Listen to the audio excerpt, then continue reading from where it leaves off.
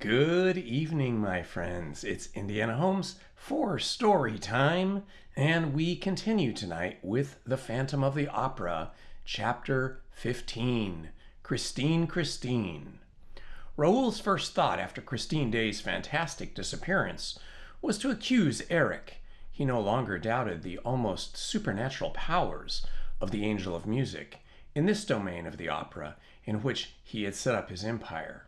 And Raoul rushed on stage in a mad fit of love and despair. "Christine, Christine," he moaned, calling her as he felt that she must be calling him from the depths of that dark pit to which the monster had carried her. "Christine, Christine!" And he seemed to hear the girl's screams through the frail boards that separated him from her. He bent forward, he listened, he wondered, and then wandered over the stage like a madman. Ah, to descend into the pit of darkness, every entrance to which was closed to him from the stairs that led below the stage were forbidden to one and all that night. "Christine, Christine!" People pushed him aside, laughing. They made fun of him. They thought the poor lover's brain was gone. By what mad road, through what passages of mystery and darkness, known to him alone, had Eric dragged that pure-souled child to the awful haunt with Louis Philippe in the Louis Philippe room opening out on the lakes? "Christine, Christine, why don't you answer me? Are you alive?" Hideous thoughts flashed through Raoul's congested brain. Of course, Eric must have discovered their secret. Must have known that Christine had played him false. What a vengeance would be this! And it would be his.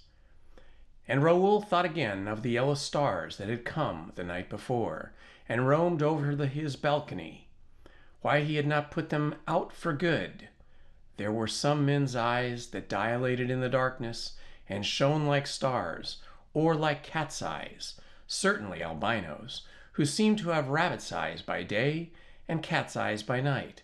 Everybody knew that. Yes, he had undoubtedly fired at Eric. Why had he not killed him? The monster had fled up the gutter spout like a cat or a convict who everybody knew that also would scale the very skies with the help of a gutter spout. No doubt Eric was at that time contemplating some decisive step against Raoul, but he had been wounded and had escaped in turn and turned against the poor Christine instead. Such were the cruel thoughts that haunted Raoul as he ran to the singer's dressing room. "Christine, Christine!" Bitter tears scorched the boy's eyelids as he saw scattered over the furniture the clothes which his beautiful bride was to have worn at the hour of their flight. Oh, why had she refused to leave earlier? Why had she toyed with the threatening catastrophe? Why toyed with the monster's heart? Why, in a final access of pity, had she insisted on flinging, as last stop to that demon's soul, her divine song? "Holy angel, in heaven blessed, my spirit longs with thee to rest." Raoul, his throat filled with sobs, oaths, and insults, fumbled awkwardly at the great mirror that had opened one night before his eyes to let Christine pass to the murky dwelling below. He pushed, pressed, groped about, but the glass apparently obeyed no one but Eric. Perhaps actions were not enough with a glass of this kind. Perhaps he was expected to utter certain words. When he was a little boy, he had heard that there were things that obeyed the spoken word.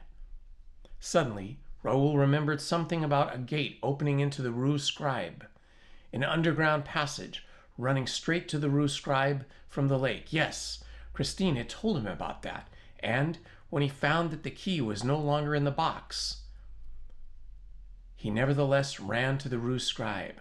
Outside in the street, he passed his trembling hands over the huge stones, felt for outlets, met with iron bars. Were they those or these? Or could it be that air hole? He plunged his useless eyes through the bars. How dark it was in there. He listened. All was silence. He went round the building and came to bigger bars, immense gates. It was the entrance to the Cour d'Administration. Raoul rushed into the doorkeeper's lodge. "I beg your pardon, madame. Could you tell me where to find a gate or door made of bars, iron bars, opening into the Rue Scribe and leading to the lake? You know the lake I mean?" "Yes, the underground lake. Under the opera." "Yes, sir. I know there is a lake under the opera, but I don't know which door leads to it. I have never been there." "And the Rue Scribe, madame? The Rue Scribe? Have you never been to the Rue Scribe?" The woman laughed, screamed with laughter. Raoul darted away, roaring with anger, ran up the stairs, 4 stairs at a time, downstairs, rushed through the whole of the business side of the opera house, found himself once more in the light of the stage. He stopped, with his heart thumping in his chest. Suppose Christine Daae had been found. He saw a group of men and asked, "I beg your pardon, gentlemen. Could you tell me where Christine Daae is?" And somebody laughed. At that same moment, the stage buzzed with a new sound, and amid a crowd of men in evening dress, all talking and gesticulating together, appeared a man who seemed very calm and displayed a pleasant face, all pink and chubby-cheeked, crowned with curly hair, lit up by a pair of wonderfully serene blue eyes.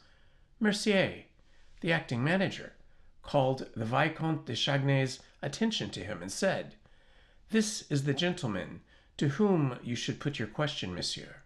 Let me introduce Millefroid, the commissary of police." "Ah, Monsieur le Comte de Chagnay. Delighted to meet you, monsieur," said the commissary. "Would you mind coming with me? And now, where are the managers? Where are the managers?" Mercier did not answer, and Remy, the secretary, volunteered the information that the managers were locked up in their office, and that they knew nothing as of yet what had happened. "You don't mean to say—" "Let's go up to the office." And Monsieur Millefroid, followed by an ever-increasing crowd, turned toward the business side of the building. Mercier took advantage of the confusion to slip a key into Gabriel's hand. "This is all going very badly," he whispered. "You had better let Mother Giry out." And Gabriel moved away. They soon came to the manager's door. Mercier stormed in vain. The door remained closed. "Open, in the name of the law," commanded Monsieur Millefroid, in a loud and rather anxious voice. At last the door was opened. All rushed into the office on the commissary's heels. Raoul was the last to enter. As he was about to follow the rest into the room, a hand was laid on his shoulder, and he heard these words spoken in his ear: "Eric's secrets concern no one but himself." He turned around with a stifled exclamation. The hand that was laid on his shoulder was now placed on the lips of a person with a bony, ebony skin, with eyes of jade, and with an astrakhan cap on his head. The Persian. The stranger kept up the gesture that recommended discretion, and then, at the moment when the astonished Viscount was about to ask the reason of this mysterious intervention, bowed and disappeared. Chapter 16.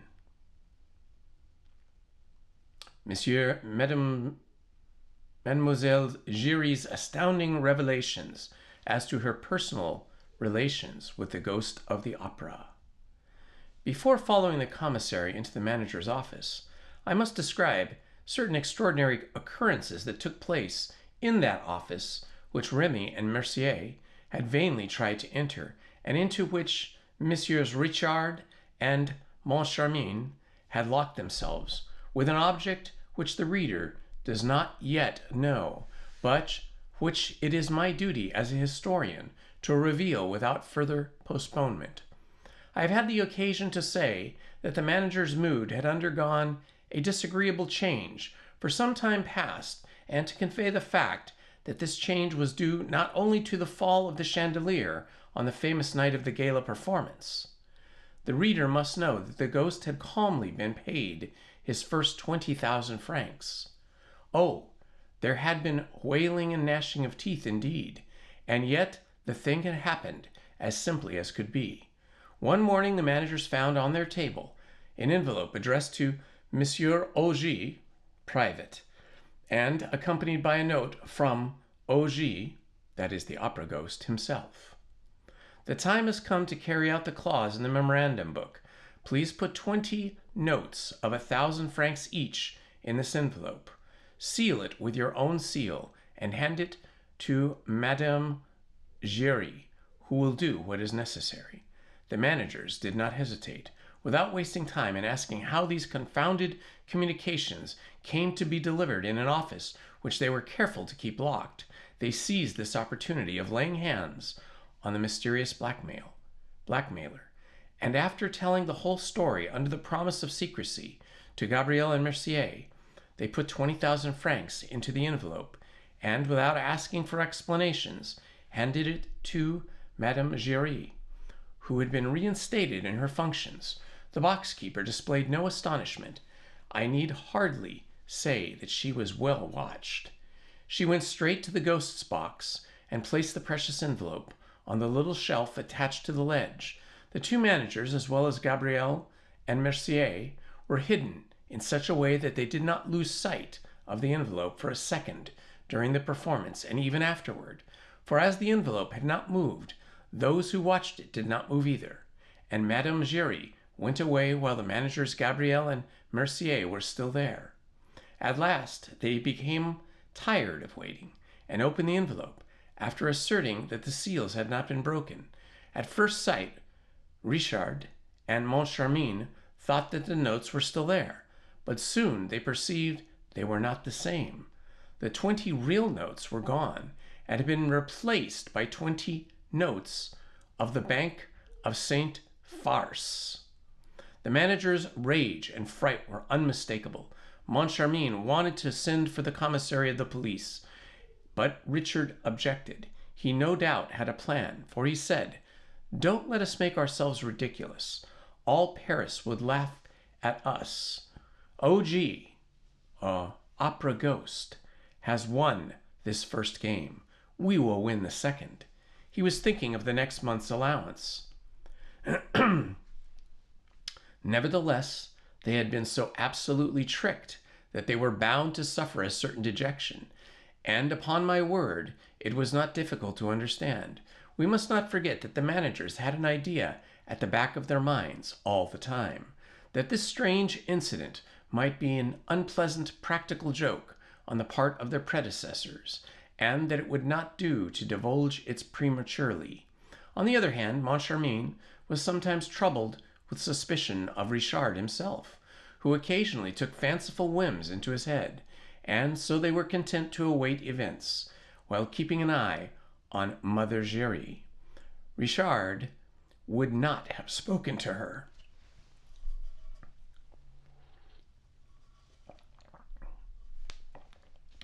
"If she is a Confederate," he said, "the notes are gone long ago. But in my opinion, she is merely an idiot." "She's not the only idiot in this business," said Moncharmin pensively. "Well, who could have thought of it?" moaned Richard. "But don't be afraid. Next time I shall have taken my precautions." The next time fell on the same day that beheld the disappearance of Christine Daae. In the morning, a note from the ghost reminded them that the money was due. It read, "Do just as you did last time. It went very well. Put 20,000 in an envelope and hand it to our excellent Madame Giry." And the note was accompanied by the usual envelope. They had only to insert the notes. This was done about half an hour before the curtain rose on the first act of Faust. Richard showed the envelope to Moncharmin. Then he counted the 20,000 franc notes in front of him and put the notes in the envelope, but without closing it. "And now," he said, "let's have Mother Giry in." The old woman was sent for. She entered with a sweeping courtesy. She still wore her black taffeta dress, and color of which was rapidly turning to rust, and lilac, to say nothing of the dingy bonnet. She seemed in a good temper. She at once said, "Good evening, gentlemen. It's for the envelope, I suppose." "Yes, Madame Giry," said Richard, most amiably, "for the envelope and for something else besides." "At your service, Monsieur Richard. At your service. And what is something else, please?" "First of all, Madame Giry, I have a little question to put to you." "By all means, Monsieur Richard. Madame Giry is here to answer you." "Are you still on good terms with the ghost?" "Couldn't be better, sir, couldn't be better." "Ah, we are delighted. Look here, Madame Giry," said Richard, in the tone of making an important confidence, "we may just as well tell you, among ourselves, you're no fool." "Why, sir," exclaimed the box-keeper, stopping the pleasant nodding of the black feathers in her dingy bonnet, "I assure you, no one has ever doubted that." "We are quite agreed, and we shall soon understand one another. The story of the ghost is all humbug, isn't it? Well, still between ourselves, it has lasted long enough."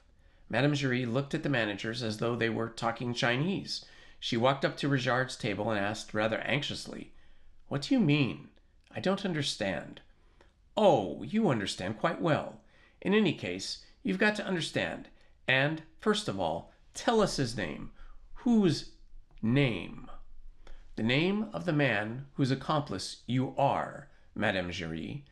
"I am the ghost's accomplice." "His accomplice in what, pray?" "You do all he wants." "Oh, he's not very troublesome, you know.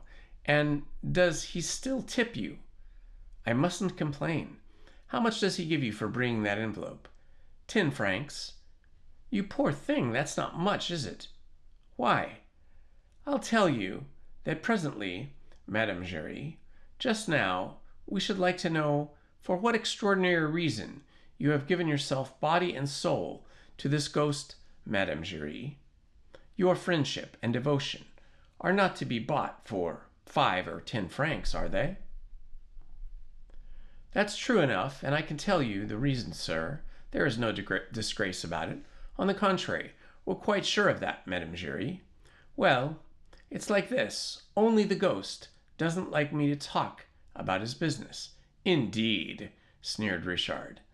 "But this is a matter that concerns myself alone. Well, it was in box 5 one evening.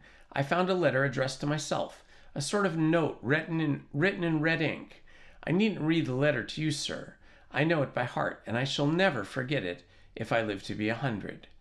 And Madame Giry, drawing herself up, recited the letter with touching eloquence. "Madame, 1825. Mademoiselle Mintrier, leader of the ballet, became Marquis de Cussy. 1832. Mademoiselle Marie Taglioni, a dancer, became Comtesse Gilbert de Cossens, de Vaillans, 1846. La Soto, a dancer, married a brother of the King of Spain. 1847. Lola Montez, a dancer, became the morgantic wife of King Charles of Bavaria and was created Countess of Langfield. 1848. Mademoiselle Maria, a dancer, became Baronne de Erneville. 1870. Teresa Hessier, a dancer, married Dom Fernando, brother of the King of Portugal. Richard and Moncharmin listened to the old woman, who, as she proceeded with the enumeration of these glorious nuptials, swelled out, took courage, and at last, in a voice bursting with pride, flung out the last sentence of the prophetic letter. 1885. Meg Giry, Empress. Exhausted by this supreme effort, the box-keeper fell into a chair, saying, "Gentlemen, the letter was signed Opera Ghost. I had heard much of the ghost, but only half believed in him. From the day when he declared that my little Meg, the flesh of my flesh, the fruit of my womb, would be empress, I believed him altogether. And really, it was not necessary to make a long study of Madame Giry's excitement features to understand what could be got out of that fine intellect with two words, ghost and empress.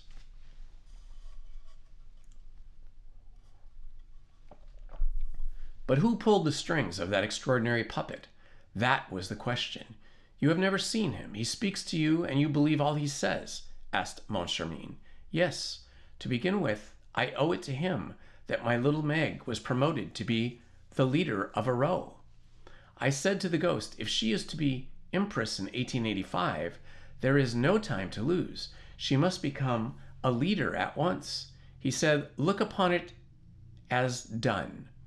And he heard only a word to say to Monsieur Poligny, and the thing was done. So you see that Monsieur Poligny saw him. No, not any more than I did, but I heard him. The ghost said a word in his ear, you know, on the evening when he left box 5, looking so dreadfully pale. Moncharmin heaved a sigh. What a business, he groaned. Ah, said Mademoiselle Giry, I always thought there were secrets between the ghost and Monsieur Poligny. Anything that the ghost asked Monsieur Poligny to do, Monsieur Poligny did. Mr. Poligny could refuse the ghost nothing. You hear, Richard. Poligny would refuse the ghost of nothing. Yes, yes, I hear, said Richard. Monsieur Poligny is a friend of the ghost, and as Mademoiselle Giry is a friend of Monsieur Poligny, there we are. And I don't care a hang about Monsieur Poligny, he added roughly. The only person whose fate really matters and interests me is Mademoiselle Giry. Giry, do you know what is in this envelope? Why, of course not, she said. Well, look. Mine? Giry looked into the envelope with a lackluster eye, which soon recovered its brilliancy. 1,000-franc notes? She cried. Yes, Mademoiselle Giry, 1,000-franc notes. And you knew it. I, sir? I swear. Don't swear, Madame Giry. And now I will tell you the second reason why I sent for you. Giry, I am going to have you arrested. The 2 black feathers on the dingy bonnet, which usually affected the attitude of 2 notes of interrogation, changed into 2 notes of exclamation. As for the bonnet itself, it swayed in menace on the old lady's tempestuous chignon. Surprise, indignation, protest, and dismay were furthermore displayed by little Meg's mother in a sort of extravagant movement of offended virtue. Half bound, half sighed, this brought her right under the nose of Monsieur Richard, who could not help pushing back his chair. Have me arrested? The mouth that spoke these words seemed less to split the 3 teeth that were left into Monsieur Richard's face. Monsieur Richard behaved like a hero. He retreated no further. His threatening forefinger seemed to already be pointing at the keeper of box 5. 2 absent magistrates. I'm going to have you arrested, Madame Giry, as a thief. Say again? And Madame Giry caught Monsieur Manager Richard a mighty box on the ear before Monsieur Manager Moncharmin had time to intervene. But it was not the withered hand of an angry old beldame that fell upon the managerial ear, but the envelope itself, the cause of the trouble. The magic envelope had opened with a blow, scattering the banknotes, which escaped in a fantastic whirl of giant butterflies. The 2 managers gave a shout, and the same thought made them both go on their knees, feverishly picking up and hurriedly examining the precious scraps. Are they all still genuine, Moncharmin?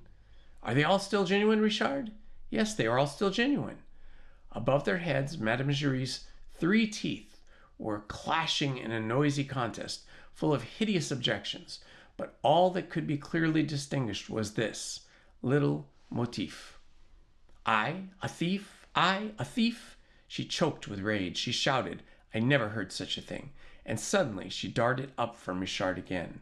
In my case, she yelled, You, Monsieur Richard, ought to know better than I where the 20,000 francs went to.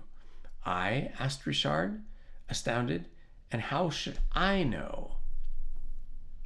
Moncharmin, looking severe and dissatisfied, at once insisted that the good lady should explain herself. What does this mean, Mademoiselle Giry? He asked. And why do you say that Monsieur Richard ought to know better than you where the 20,000 francs went to? As for Richard, who felt himself turning red under Moncharmin's eyes, he took Mademoiselle Giry by the wrist and shook it violently. In a voice growling and rolling like thunder, he roared, Why should I know better than you where the 20,000 francs went to? Why? Answer me. Because they went into your pocket, gasped the old woman, looking at him as if he were the devil incarnate. Richard would have rushed upon Mademoiselle Giry if Moncharmin had not stayed his avenging hand and hastened to ask her more gently, How can you suspect my partner, Monsieur Richard, of putting 20,000 francs in his pocket? I never said that, declared Mademoiselle Giry, seeing that it was myself who put the 20,000 francs into Monsieur Richard's pocket. And she added, under her voice, There, it's out, and may the ghost forgive me. Richard began bellowing anew, but Moncharmin authoritatively ordered him to be silent. Allow me. Let the woman explain herself. Let me question her. And he added, It is really astonishing that you should take up such a tone. We are on the verge of clearing up the whole mystery, and you're in a rage. You're wrong to behave like that. I'm enjoying myself immensely. Mademoiselle Giry, like the martyr that she was, raised her head, her face beaming with faith in her own innocence. You tell me there were 20,000 francs in the envelope which I put into Monsieur Richard's pocket, but I tell you again that I know nothing about it, nor Monsieur Richard either, for that matter. Aha, said Richard, suddenly assuming a swaggering air, which Moncharmin did not like. I knew nothing either. You put 20,000 francs in my pocket, and I knew nothing either. I am very glad to hear it, Mademoiselle Giry. Yes, the trembling dame agreed. Yes, it's true. We, neither of us, knew anything, but you must have ended by finding out.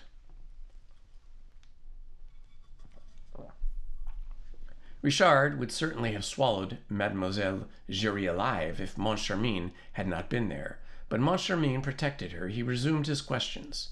What sort of envelope did you put in Monsieur Richard's pocket? It was not the one which we gave you, the one which you took to box 5 before our eyes.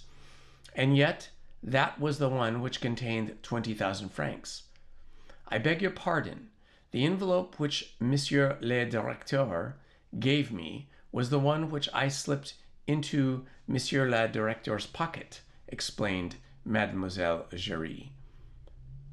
The one which I took to the ghost's box was another envelope, just like it, which the ghost gave me beforehand, and which I hid up my sleeve. So saying, Mademoiselle Giry took from her sleeve an envelope already prepared and similarly addressed to that containing 20,000 francs. The managers took it from her. They examined it, and they saw that it was fastened with the seals stamped with their own managerial seal.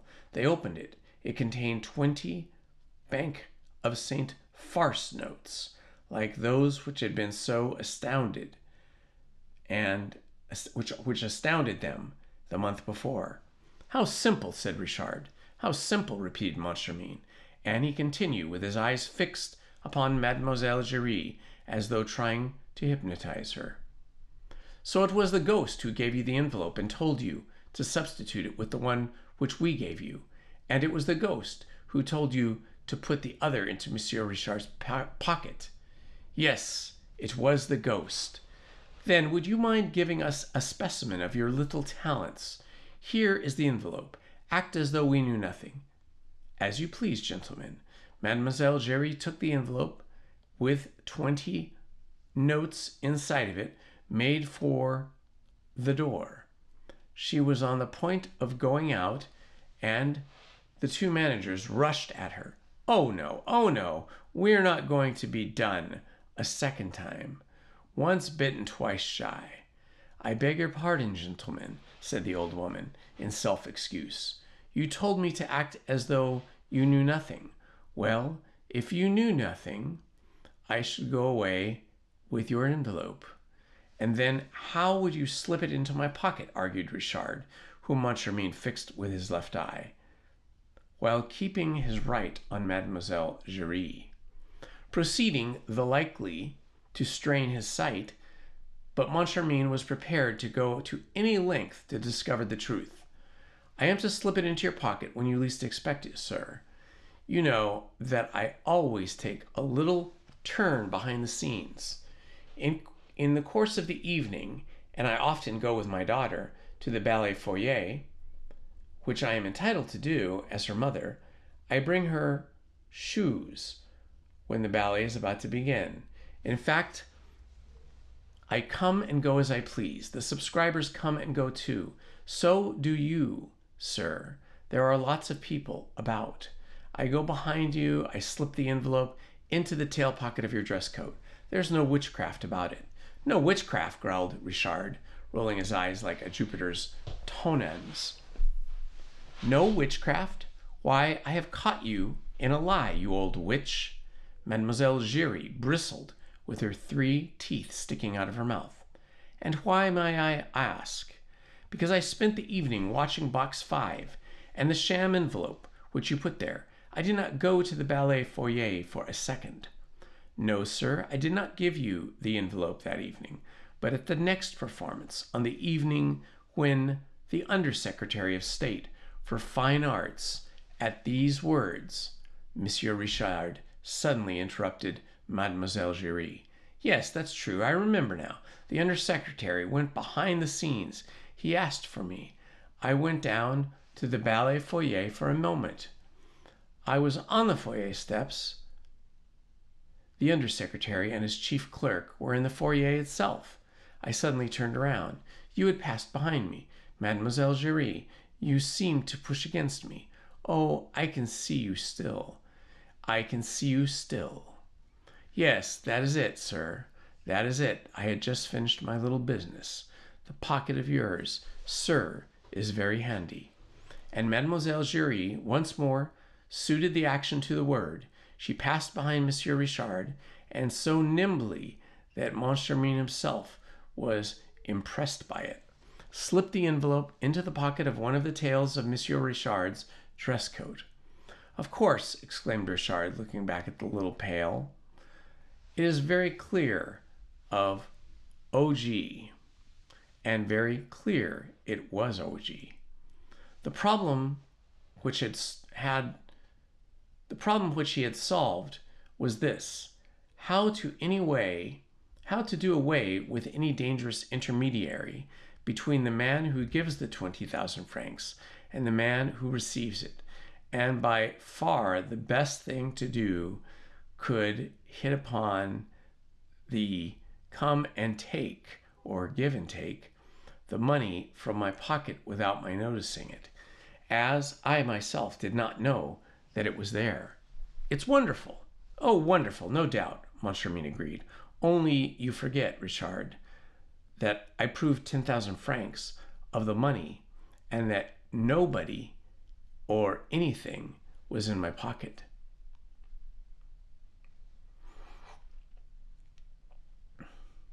Chapter 17. The safety pin again. Moncharmin's last phrase so dearly expressed the suspicion in which he now held his partner that it was bound to cause a stormy explanation, at the end of which it was agreed that Richard should yield to all of Moncharmin's wishes, with the object of helping him discover the miscreant who was victimizing them. This brings us to the interval after the Garden Act, with the strange conduct observed by Monsieur Remy, and those curious lapses from the dignity that might be expected of the managers. It was arranged between Richard and Moncharmin, first, that Richard should repeat the exact movements which he had made on the night of the disappearance of the 20,000 francs, and, second, that Moncharmin should not for an instant lose sight of Richard's coat-tail pocket, into which Mademoiselle Giry was to slip the 20,000 francs. Monsieur Richard went and placed himself at the identical spot where he had stood when he bowed to the Under-Secretary of Fine Arts. Monsieur Moncharmin took his position a few steps behind him. Mademoiselle Giry passed, rubbed up against Monsieur Richard, got rid of her 20,000 francs in the manager's coat-tail pocket, and disappeared, or rather, she was conjured away, in accordance with the instructions received from Moncharmin a few minutes earlier. Mercier took the good lady to the acting manager's office and turned the key on her, thus making it impossible for her to communicate with her ghost. Meanwhile, Monsieur Richard was bending and bowing and scraping and walking backward, just as he had to that high and mighty minister, the Under-Secretary of Fine Arts, before him. Only though these marks of politeness would have created no astonishment if the Under-Secretary of State had really been in front of Monsieur Richard, they caused an uneasy, comprehensible amazement to the spectators of this very natural but quite inexplicable scene when Monsieur Richard had no body in front of him. Monsieur Richard bowed to nobody, bent his back before nobody, and walked backward before nobody, and a few steps behind him, Monsieur Moncharmin did the same thing that he was doing, in addition to pushing away Monsieur Remy and begging Monsieur de la Bourdier, the ambassador, and the manager of the Crédit Central not to touch Monsieur de la Directeur. Moncharmin, who had his own ideas, did not want Richard to come to him presently, when the 20,000 francs were gone, and say, perhaps it was the ambassador or the manager of the Crédit Central, or Remy. The more so as, at the time of the first scene, as Richard himself admitted, Richard had met nobody in that part of the theater after Mademoiselle Giry had brushed up against him. Having begun by walking backward in order to bow, Richard continued to do so from prudence, until he reached the passage leading to the offices of the management. In this way, he was constantly watched by Moncharmin from behind, and himself kept an eye on anyone approaching from the front. Once more, the novel method of walking behind the scenes, adopted by the managers of our National Academy of Music, attracted attention. But the managers themselves thought of nothing but their 20,000 francs. On reaching the half-dark passage, Richard said to Moncharmin in a low voice, "I am sure that nobody has touched me. You had now better keep at some distance from me and watch me till I come to the door of the office. It is better not to arouse suspicion, and we can see if anything happens." But Moncharmin replied, "No, Richard, no. You walk ahead, and I'll walk immediately behind you. I won't leave you by a step." "But in that case," exclaimed Richard, "they will never steal our 20,000 francs." "I should hope not, indeed," declared Moncharmin. "Then all we are doing is absurd. We are doing exactly what we did last time. Last time, I joined you as you were leaving the stage and followed close behind you down the passage." "That's true," sighed Richard, shaking his head and passively obeying Moncharmin. 2 minutes later, the joint managers locked themselves in their office. Moncharmin himself put the key in his pocket. He remained locked up like this last time, he said, until you left the opera to go home. That's so. No one came and disturbed us, I suppose. No one. Then, said Richard, who was trying to collect his memory, then I must certainly have been robbed on my way home from the opera. No, said Moncharmin, in a drier tone than ever. No, that's impossible, for I dropped you in my own cab. The 20,000 francs disappeared at your place. That's not a shadow of a doubt about it. It's incredible, protested Richard. I am sure of my servants, and if one of them had done it, he would have disappeared since. Moncharmin shrugged his shoulders, as though to say that he did not wish to enter into details, and Richard began to think that Moncharmin was treating him in a very unsupportable fashion. Moncharmin, I've had enough of this. Richard, I've had too much of it. Do you dare suspect me? Yes, of a silly joke. One doesn't joke with 20,000 francs. That's what I think, declared Moncharmin, unfolding a newspaper and ostensibly studying its contents. What are you doing? Asked Richard. Are you going to read the paper next? Yes, Richard, until I take you home. Like last time. Yes, like last time. Richard snatched the paper from Moncharmin's hands.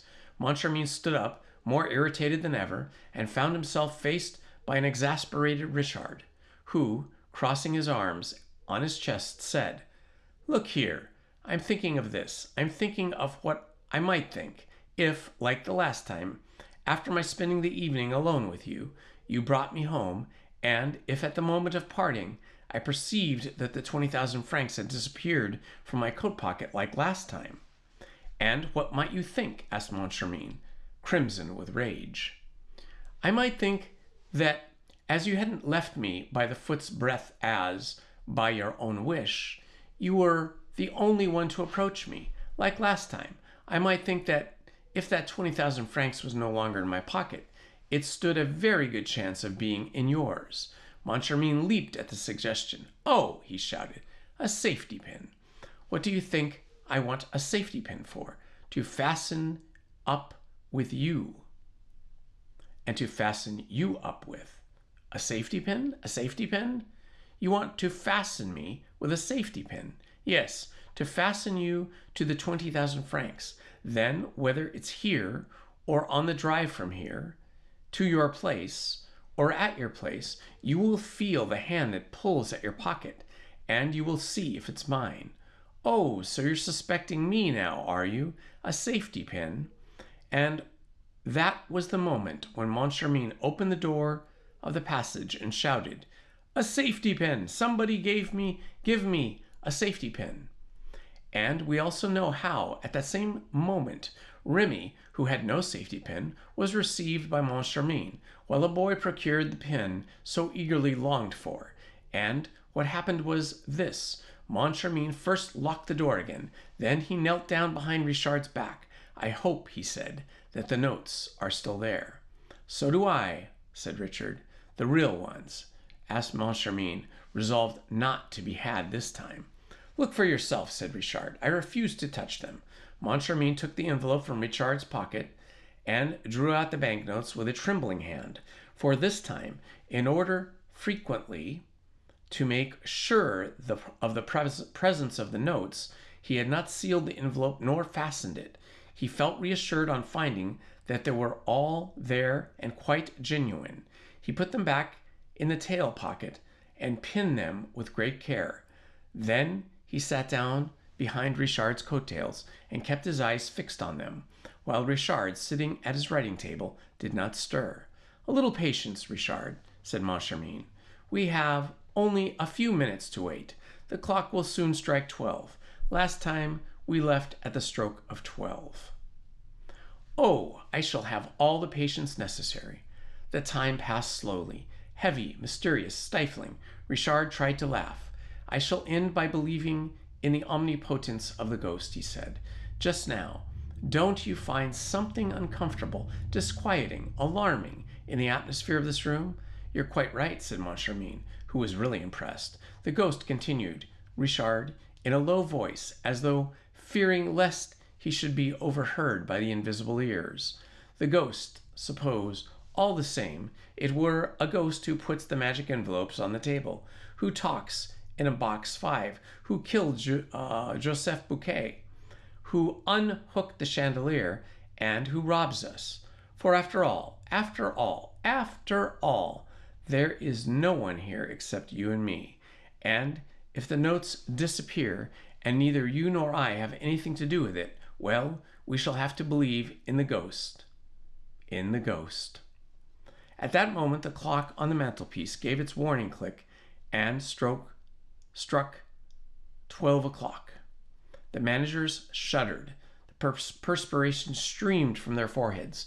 The 12th stroke sounded strangely in their ears. When the clock stopped, they gave a sigh and rose from their chairs. "I think we can go now," said Moncharmin. "I think so," Richard agreed. "Before we go, do you mind if I look in your pocket?" "But of course, Moncharmin, you must." "Well?" he asked as Moncharmin was feeling the pocket. "Well, I can feel the pin. Of course, as you said, we can't be robbed without noticing it." But Moncharmin, whose hands were still fumbling, bellowed, "I can feel the pain of the pin, but I can't feel the notes." "Come, you are joking, Moncharmin." "This isn't time for it." "Well, I feel for yourself." "You feel for yourself." Richard tore off his coat. The two managers turned the pocket inside out. The pocket was empty. And the curious thing was that the pin remained stuck in the same place. Richard and Moncharmin turned pale. There was no longer any doubt about the witchcraft. "The ghost," muttered Moncharmin.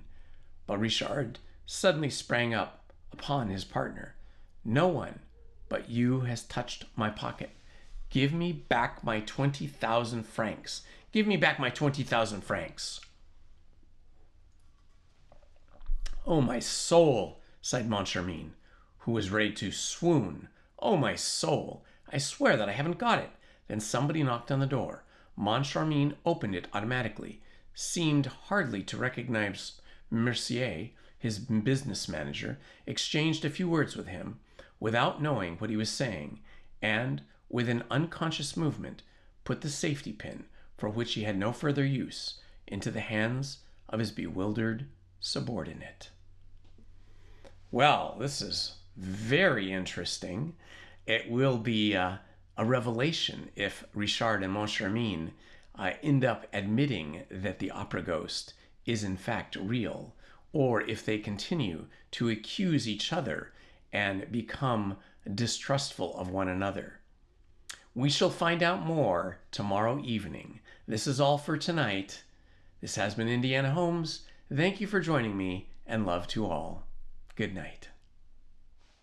Please hit the like button, subscribe, and hit the notifications button. Thank you very much.